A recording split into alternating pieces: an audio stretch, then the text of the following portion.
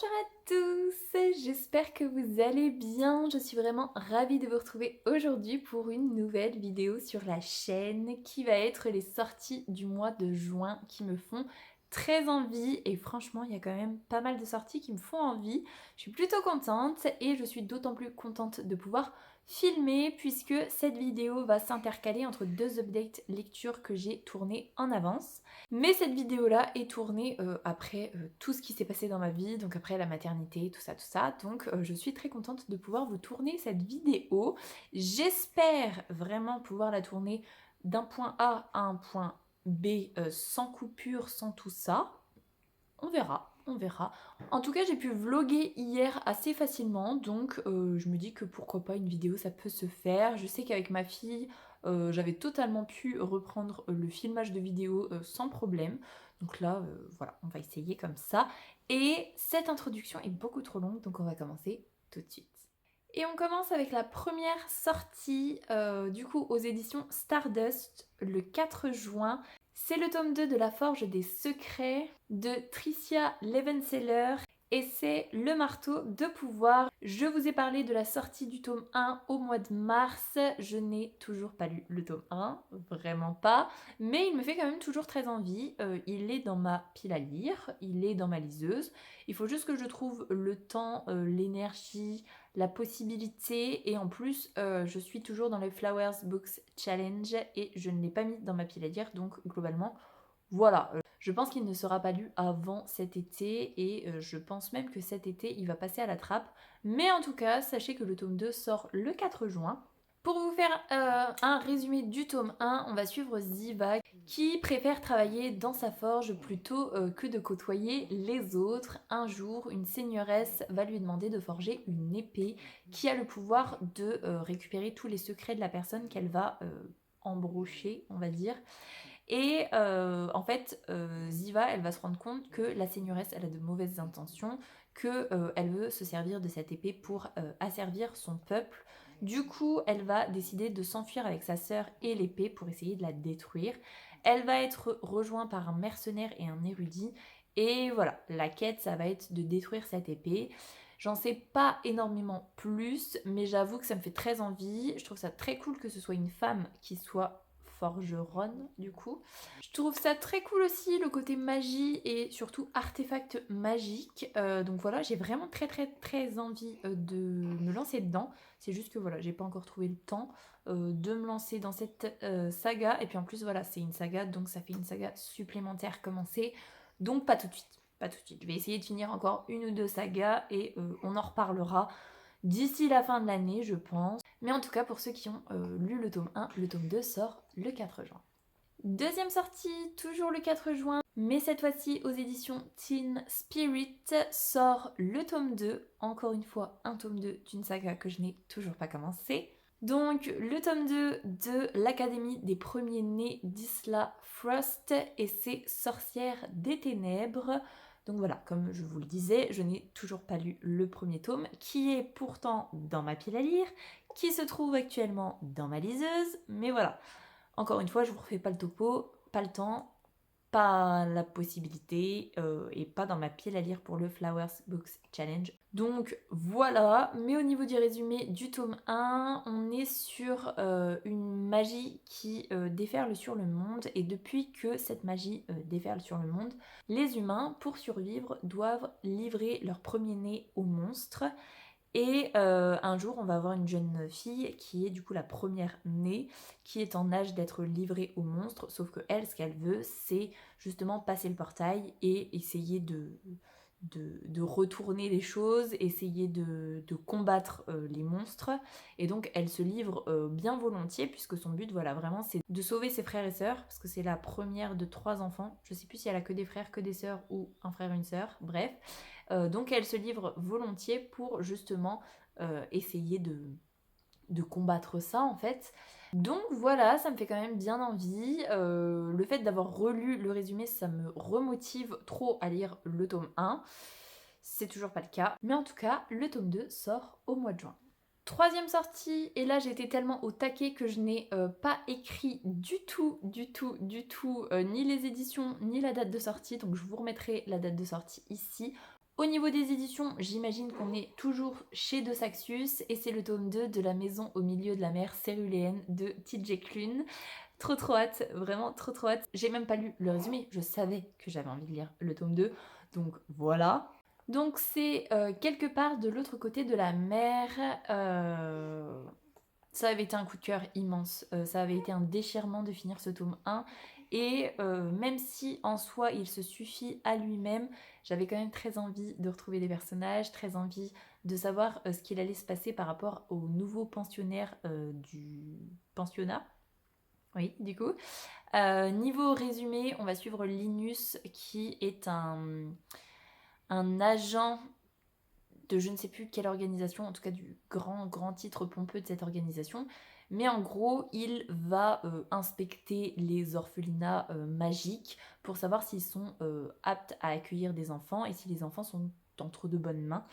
Il va aller du coup dans ce foyer plutôt, puisque les enfants qui y sont accueillis sont tellement dangereux au niveau magique, enfin pas vraiment magique mais au niveau un petit peu magique quand même, que en gros c'est pas un orphelinat dans le sens où personne ne voudra adopter ces enfants.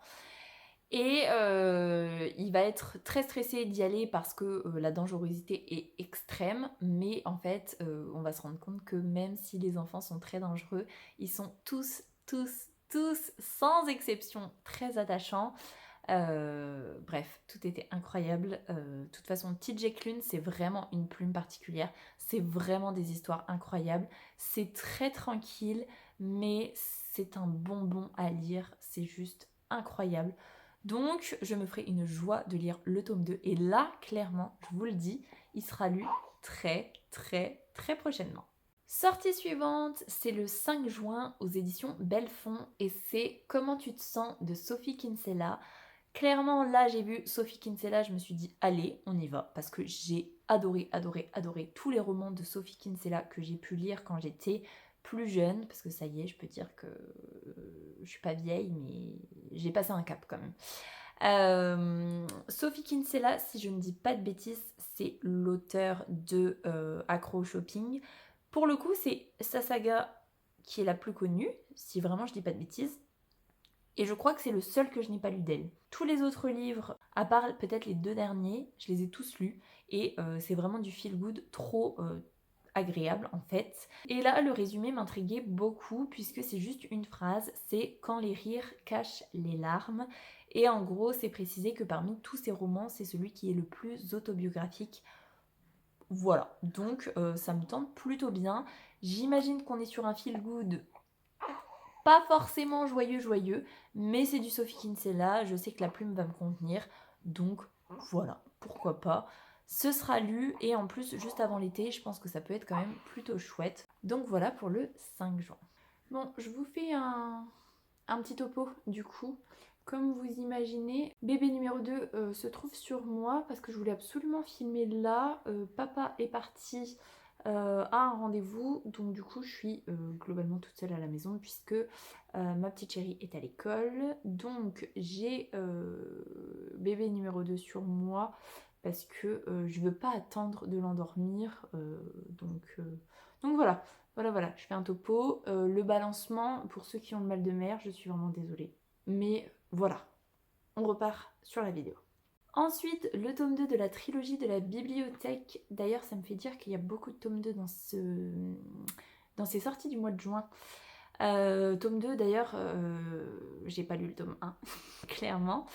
Donc, la trilogie de la bibliothèque, le tome 2, c'est le livre qui brisa le monde et c'est de Marc Laurence le 11 juin aux éditions Bragelonne. Donc, pour ceux qui visualisent, c'est le tome 2 de le livre qui refusait de brûler. Je n'ai pas lu ce tome 1, mais c'est vrai qu'il m'intrigue un petit peu. J'ai vu le vlog de Emma de la bouquinade qui le lisait en 2 ou 3 jours, je crois, alors que c'est une bricasse incroyable et que potentiellement il se passe pas beaucoup d'actions. Du coup, je vous fais pas de résumé du tome 1 parce que je ne sais pas du tout de quoi ça parle. C'est juste que j'en ai entendu beaucoup de bien. J'ai entendu aussi que c'était très dense et donc qu'il y avait beaucoup d'informations. Du coup, je pense que j'attendrai la sortie du tome 3 avant de me lancer dedans parce que d'après ce que j'ai compris au vu du titre, c'est une trilogie et il faut quand même avoir bien en mémoire tous les détails et que comme c'est une grosse bricasse, visiblement il y a beaucoup de détails. Donc voilà, mais en tout cas, si vous avez lu le tome 1, si vous êtes intéressé par le tome 2, il sort au mois de juin. On continue le 11 juin aux éditions Korrigan, et là c'est avec un tome 1. C'est encore une saga, mais au moins c'est un tome 1. C'est Moderne Divination et c'est Les sorts de la vie et de la mort d'Isabelle Agajanian. Je ne sais pas du tout si c'est comme ça que ça se prononce, mais en tout cas c'est comme ça que ça s'écrit. On va suivre une jeune fille qui s'appelle Aurélia, qui a 23 ans et qui cherche un équilibre entre sa vie normale, on va dire, et sa vie de sorcière. Elle vient d'être acceptée à l'université, il me semble, et il y a un des principes fondamentaux de sa condition de sorcière, c'est de ne jamais, jamais dire que c'est une sorcière à quelqu'un qui ne fait pas partie de cette communauté. Un jour, elle va retrouver une de ses amies avec une épée qui est plantée dans son thorax et du coup, elle va mener l'enquête un petit peu pour savoir ce qui se passe et surtout, elle va se retrouver être la proie d'un chasseur de sorcières qui s'empare des pouvoirs en fait des sorcières qu'il va tuer. Du coup, elle va devoir faire équipe avec Théodore pour essayer d'élucider ce mystère et de sauver sa peau aussi. Théodore qui est décrit comme arrogant et mystérieux. Je ne sais pas du tout si Théodore c'est un sorcier ou pas, ou si c'est un humain, et que du coup potentiellement elle va quand même lui révéler que c'est une sorcière. Je ne sais pas du tout, mais ce qui est sûr c'est qu'il y aura très certainement une romance avec Théodore. Ça ne me dérange absolument pas. Le côté sorcière, chasseur de sorcières, meurtre, tout ça, franchement, ça me donne grave envie. Donc je pense que ce sera lu assez prochainement. Mais encore une fois, c'est un tome 1, donc on part sur des sagas commencées en 2025. Je n'arrête pas, je n'arrête pas. Bon, ça va que j'en finis quelques-unes et que j'en poursuis quelques-unes, mais sinon c'est vrai que je n'arrête pas de commencer. Oui, oui, oui. Je n'arrête pas de commencer des sagas. Ça me fatigue, mais en même temps, ça me fait tellement plaisir. Bref, bref, bref. On passe à la suite. Avant-dernière sortie, et cette fois-ci le 25 juin aux éditions Le Livre de Poche. Je n'ai pas de résumé à vous faire pour celui-là parce que le nom de l'auteur et le nom de la saga se suffit à lui-même.